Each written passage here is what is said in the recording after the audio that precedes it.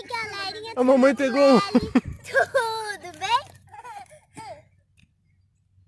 Como vocês viram, né? Eu tô no Pesca. Eu tô no Pesca e Pague Colina. Tô no Pesca e Pague Colina.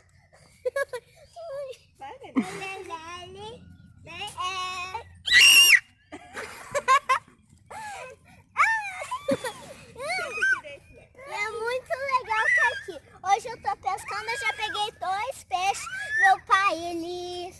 Meu pai tá me gravando, né? Mas ele, quando pegou o terceiro escapou. Minha mãe tá brincando de peixe ali. Ela pescou um peixe do meu pai, que ela não tinha pescado peixe. Eu não vou pescar. Ui, vou derrubar ele dentro da água. E daí foi muito legal estar aqui. Porque eu não tenho tanta paciência, mas já peguei 2, meu pai pegou 2, minha mãe pegou 1 e meu irmãozinho Dudu pegou 1 também, gente.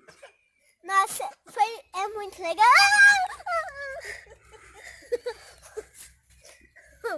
Ó, minha mãe tá brincando de pescar ali, vai matar o peixe. E, nossa, é muito legal estar aqui.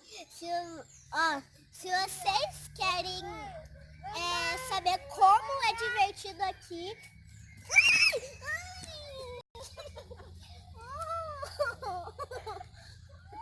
Que droga!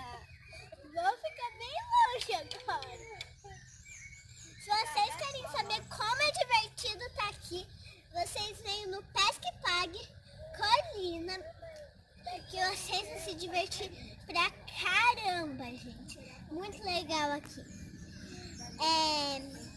Só não esqueçam de dar aquele like, ativar o sininho e deixar nos comentários. Mas coisa ruim não. Se cabe coisa boa no meu coração. Beijinho da Lely e até o próximo vídeo. Fala aí, galera!